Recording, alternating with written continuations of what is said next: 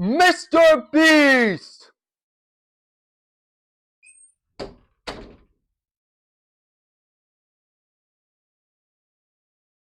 So I wanted you to experience like the absolute intensity of like that, YouTubers intro stuff.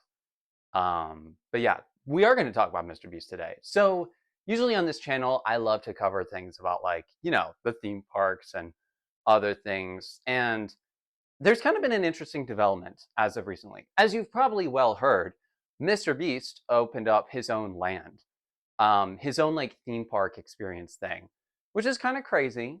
Who would have expected Mr. Beast to enter the freaking theme park entertainment world?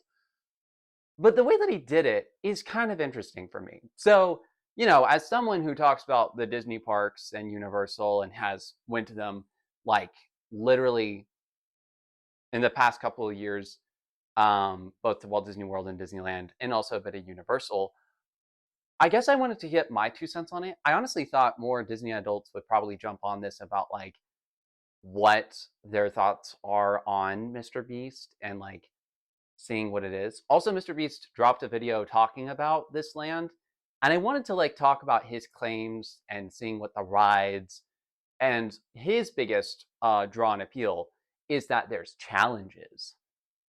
Yeah, I mean like okay, I also wanted to talk about the designs and such about the land, because I'm kind of curious about that, the roller coasters and everything else. So yeah, let's look at that real quick. Okay, I'm gonna put on my headset. Let us begin, shall we? And it is over.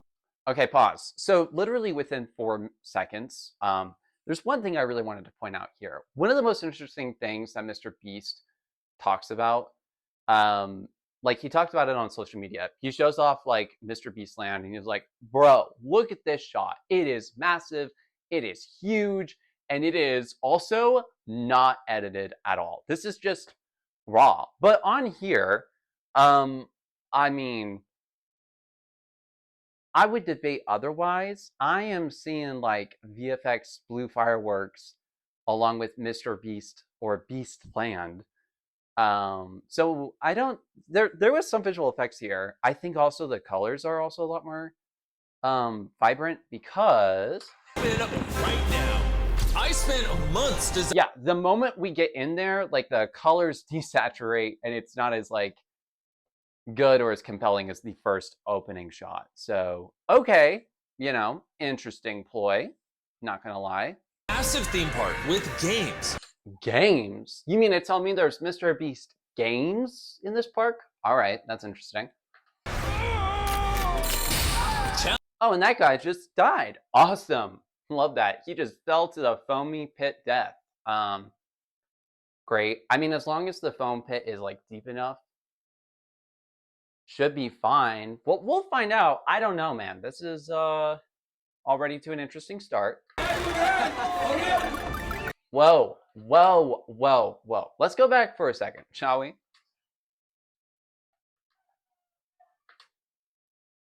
Mr. Beast has his own like augmented reality type of game in the park. Interesting. Wonder if that will be turned into like a mobile ad later or something. I don't know. The craziest rides. Okay, pause.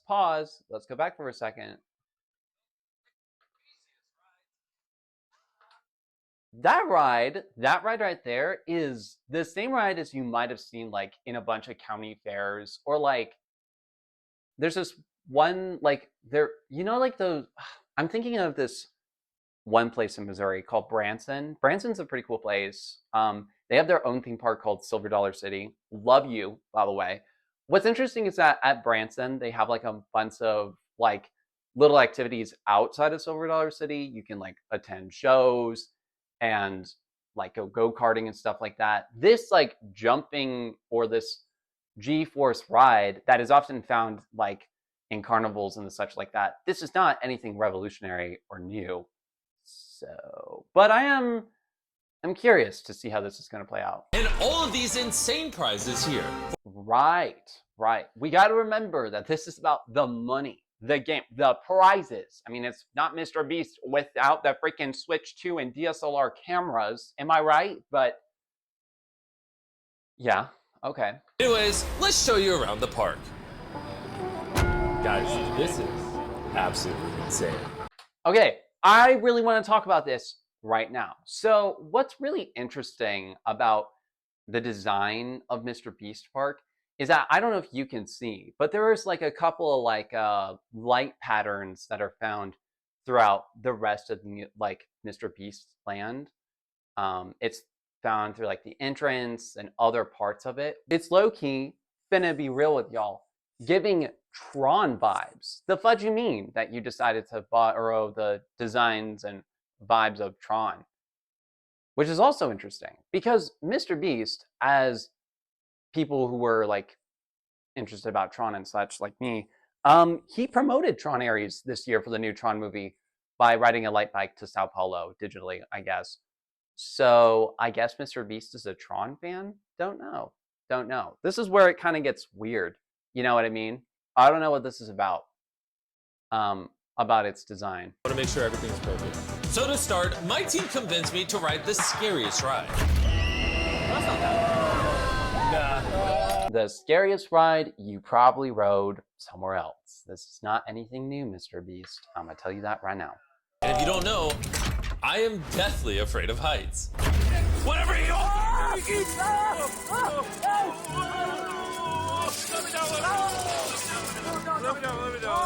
Bro, you decide to like slingshot with all this gosh dang money and now it's like flying everywhere. Do you know how much the janitors are gonna hate you for that? Not cool, Mr. Beast. Not cool. Makes BeastLand different from every other theme park. Look at that smile. Look at that smile. It's the fabricated Mr. Beast smile. Also, wait, didn't he get new veneers for his teeth? Honestly, my teeth could really use some veneers. But we're not here to talk about that. Okay? Let's focus. What makes BeastLand different from every other theme park is the amount of detail that goes in our games. So, yeah. Let's talk about that. Mr. Beast talks about the amount of detail and like stuff that he had to do for the games of Mr. Beast Land or BeastLand, I think it says as it's called. I'm gonna call it Mr. Beast Land because you know we all call him Mr. Beast. But let's just look at some of these games, shall we? Like this actual zipline. We recreated games inspired from our videos. We even have a catapult and fire. Does it light up green or is that just part of the visual effects? So he proceeded to not really give a whole lot of details about like the games of Mr. Beast Land. He kind of like, or the challenges as he put them. Because there's a zip line that he has where you like have a beanbag and you have to toss it in the center or whatever. And then there's also this challenge where you have to press certain codes or whatever, but if you don't get it, you drop to your death, as we were talking about earlier, which is a callback to Mr. Beast games. I mean, okay. Oh, cool, they have a little thing tied to them. You know who doesn't? These people who are at BeastLand. Hilarious. Love that for them. Safety protocols. Says who? The catapult. Do they have like sensors in there that will like detect if something got in there or not? No. Doesn't look like it. Looks like it's just visual effects. By playing games and interacting with rides at BeastLand, you can win these amazing prizes, but we'll get into that later. How does that work?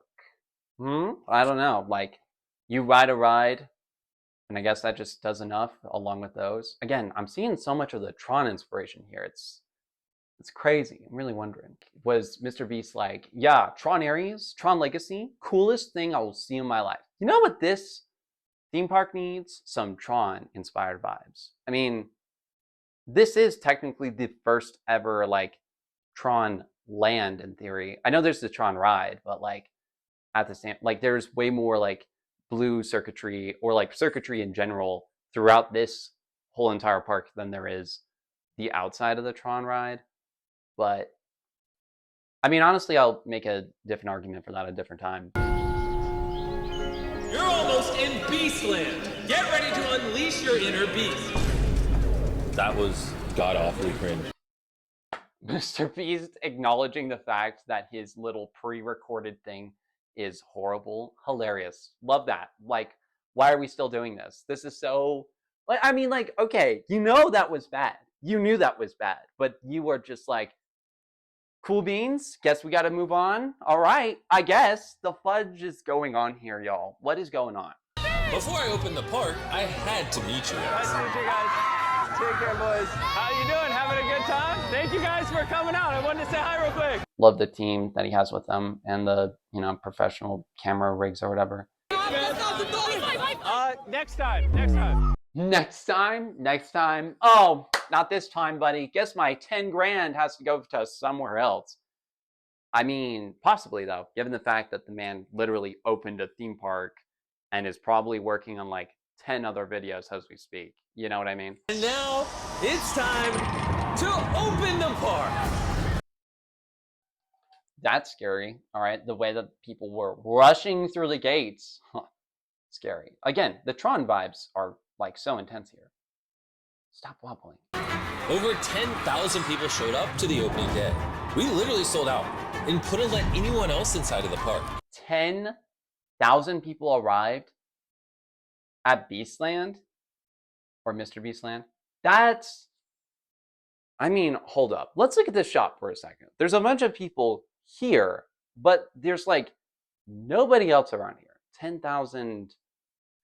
Are you being realistic, Mr. Beast, Mr. Jimmy? Are you? Oh, look, Pepsi. That's interesting. Those guys are some really good sponsors for theme parks. Looking at you, Shanghai Disneyland, because they actually have it over in Tomorrowland in particular. Interesting. After the sun went down and everyone had made their way inside, it was time to introduce everyone to the park. Okay, I'm seeing like a good crowd point here of all these people, but like, again, it feels pretty hollow and pretty empty, which is interesting. Also, like, I love the light circuitry patterns, but like the rest of the park seems to be missing like a sense of kinetic energy or really any good theming, in my opinion. All right.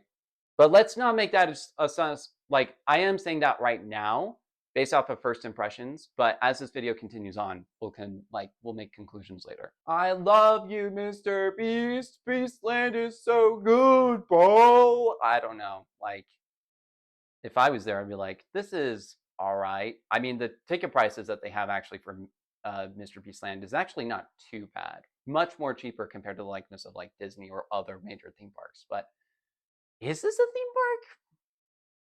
Let's decide on that later. For right now, we're gonna just continue to witness this together. All right. As you guys can see, we created this theme park for all of you. Make sure you go play all the games we created. Love the fact that they built a maze. Amazing. I mean, I know like escape rooms that would have much more interesting designs and ideas. To be fair, this is like a massive thing, and you know, I think Mr. Beast decided to invest into this. We'll see. At the end of each day, whoever scores the most points in the park, Tariq, open it up. You'll be given 7,000 riyal. Whoever scores the most points. And then whoever scores the most points in the park over the next 45 days will win what is inside this golden bowl. They will win 1 million riyal. So really, this is a game, or this whole park is to win prizes. I mean, that's really on par with Mr. Beast. I don't think it's really about the experience per se. Because there's some things to do. There's the challenges, but I'm like, what about the rides? What about the food? What about the like general overall experience? And I'm kind of worried that Mr. Beast didn't think that through as much. Also, hold up. He opened one bowl and then he opened another bowl, but he didn't talk about that other bowl, nor did he talk about the third bowl that happens to not be open. So like, what is that about? Built what I believe is the most unique theme park in the world. You think it's the most unique theme park in the world, Mr. Beast? I mean, I know you were at Disneyland, bro. I've seen you there. You were fulfilling, you know, Mr. Make-A-Wish's foundation stuff. But like, the most unique? I don't know, man. I mean, like, you is it really unique, or is this just a big old competition in interesting ways, you know?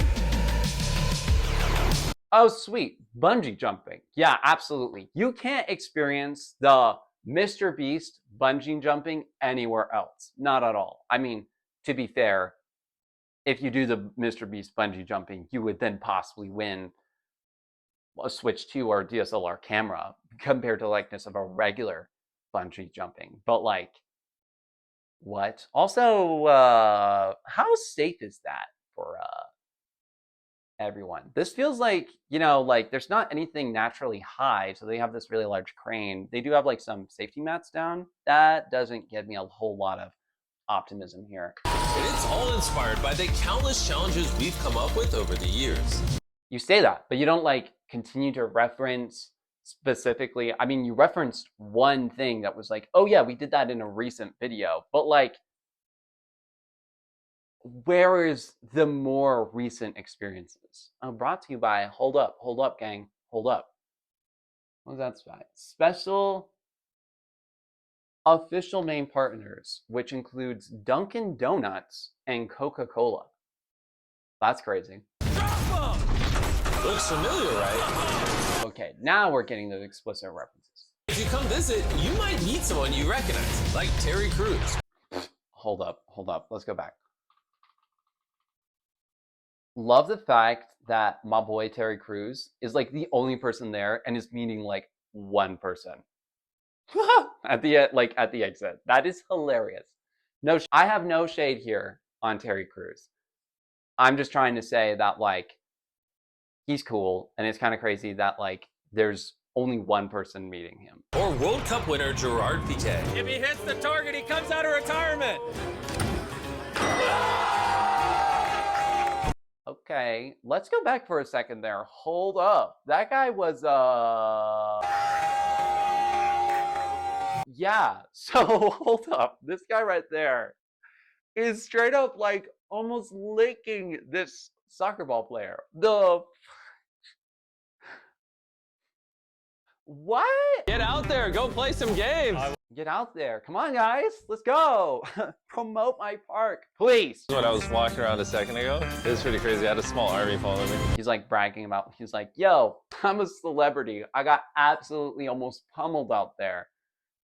And judging by like other shots of how Mr. Beast was like going through the park, you seemed pretty mortified, which is a fair point, but yeah. From now until the end of the year, me or one of the boys will be at the park I got it. every single day. Imagine like you're working with Mr. Beast and he's like, yo, I need you to fly out to Mr. BeastLand right now. I need you to do that. And you're probably like, why would I need to do that? Well, I need the promotions. I said it right there, you know, legally in your contract. If you want to keep your job, you gotta have to. I mean, to be fair, that's like something that Disney does too. Like a lot of their investors and even like higher ups at Disney visit their parks too. So I guess, you know, but that is a very interesting thing. Because imagine if you're like, yo, actually, I really don't want to do that today at all. So anyway. There's so many ways for you to test yourself in BeastLand and find out if you have what it takes. A rock climbing challenge. Also, I just want you to look at like this shot right here. This feels super empty and it's kind of weird. Like the whole park generally feels really like there's a lot of openness to it and there's like certain things you can do, but it feels really open and not like interesting, unique, like theming to it. To be fair, Mr. Beast would probably have to spend more money than that to give that level of like immersion. But I don't know, like for a guy that's like, oh yeah, my theme park is the most unique. Anyway, we'll just continue with that. And when you win, you get real prizes. It's simple. Play games, score points, and win prizes. Hold up, they developed an app for this thing? That's crazy, dog. That's crazy. My thanks to you guys. I'm going to be giving away 10 trips to BeastLand for free. All you have to do is subscribe to enter. I'm gonna give you 10, you just have to subscribe. 10 trips to Mr. BeastLand. All you have to do is subscribe. That's how he always gets you, right? Okay, so that last little bit was really Mr. Beast talking about like, oh my gosh, you guys have subscribed to me. And, we had like went against T-Series, I think, and PewDiePie or whatever, and now we're like a huge giant. And because that you guys watch my videos, I've now been able to open Mr. BeastLand. That's crazy. So, okay, let's talk about like other design aspects about like the Mr. BeastLand, and I think I can like convincingly say this. What's really interesting is that Mr. Beast is advertising this theme park primarily for its challenges. And I mean, it makes sense because Mr. Beast is all about challenges, right? We all watch those videos about like the Squid Game challenge, or watching those videos about like surviving in a room for like an hour without human contact, or 24 hours or whatever. The craziest challenges, but now having to kind of be scaled back a little bit to this, to essentially a whole park kind of filled with them. But since it is a theme park and some of it does rely on the fact that there are like roller coasters and attractions, those are there too. But he doesn't talk about those as often. He talked about the scariest one, which is the G-Force catapult one. But I mean, you can go to any fair or anywhere else, and you can experience that probably for less, and also without the need of wanting to like win money. So that's interesting. It kind of echoes the same thing with like the bungee cords, about the fact that like those are not really attractions that are really that interesting, which kind of like, is Beastland really a theme park, or is it just really like a whole land to experience Mr. Beast stuff? Which I guess is technically a theme park as it's themed to Mr. Beast, but it oddly isn't. Like, there's so much of this land that has some pieces of like Mr. Beast littered throughout. The very beginning, the entrance of it is like, yeah, the big old tiger that we've all seen from Mr. Beast. Or some of that is also sprinkled throughout like the lighting and stuff like that, with some neon lights, signs showing the Mr. Beast logo, and I guess signage too, with Jimmy's face and Mr. Beast logo found throughout some parts of the land. But it doesn't feel entirely like a place that I would think is synonymous with Mr. BeastLand. Like I said, a lot of this evokes the idea of Tron or computer and circuitry stuff, which is really weird because Mr. Beast is not about tech stuff. He's all about like, I mean, it kind of makes sense to an extent because it's about like, he's posting stuff on the internet. So he's part of like the computer, the World Wide Web, if you will. But it is really strange to see that design motif throughout all of this. And there's like not a single mention about the food, or about like, I mean, the food is Mr. Beast chocolate, but what about Mr. Beast jerky? What about Mr. Beast like burger? That's like, that's only in Mall of America, but I guess it couldn't be imported here. He didn't bother talking about that. He was like, you get to be a part of a Mr. Beast YouTube video in a way, but not really. Like, it feels almost like this whole thing is a knockoff of it, despite the fact it's from Mr. Beast itself. The amount of like theming and so like storytelling here is that it's like, imagine if you were in my videos and you're partaking in the challenges. And in theory, you are a part of the videos and the challenges, because he's going to make a video by the end of the year showcasing who like the winners are, and like probably the good highlights of like the players that were at Mr. BeastLand. So I guess it's kind of strange. I don't know if I would call this a theme park, more like just a place where you can experience Mr. Beast things on like a granular level. Because if it were like a theme park, there would have been theming, designs, and a story that we're following through, or like an era, or like a place that we would know. This is just based off of like rough ideas of Mr. Beast. So I don't know if I would call it a theme park. And it's like, he talks about the level of detail and the amount of like grandeur that this has, but in reality, it just doesn't feel that great because it feels flat, and there's only just a couple of like, there's challenges and then maybe a couple roller coasters thrown in there into the mix. So like, I don't know, like, what would you call this exactly? This could be the Mr. Beast Fair. Mr. Beast Land, that's fine that it's land. I think it's a more accurate, like a better description. Theme parks, though, I feel like it's pushing it compared to the likeness of like, you know, Disney or Universal, where it's like themed to the littlest of details, from the food, the drinks, the smells, what you're looking at, to like the pavement that you're walking on. Those little details, not exactly the same thing. Also, this is temporary, so it's not like a full on thing. I imagine maybe Mr. Beast is going to develop this later on as a real theme park. Maybe, potentially. I really don't know. But what's really fascinating, what I want to know is like, what was the behind the scenes thought process and design process of Mr. BeastLand? Why did they choose these circuitry Tron like patterns? What made them think to do? I think they, I mean, honestly, I think they did the basic necessities of things because of budget and also of how quickly they could get this up. But like, what brought up this idea in the first place? You know, maybe it was just Mr. Beast to flex that this entire time he has so much money he can open a whole gosh dang theme park. But let's put that in parentheses real quick. I don't know. Like, that's really fascinating. And I'm not trying to say like, one other thing that I also noticed is that Mr. Beast was like, "Oh yeah, I designed this place. Did you really design this place, or would you hand it off to your team and then they figured it out from there?" He probably had the idea for all we know, but I'm just like, I don't know. This is such a fascinating tale of like, what exactly, like, what is Mr. Beast expecting out of this? Like, is he expect? I think he's expecting obviously worldwide fame and like public attention to the fact that he opened this. And congrats, he did that. But like,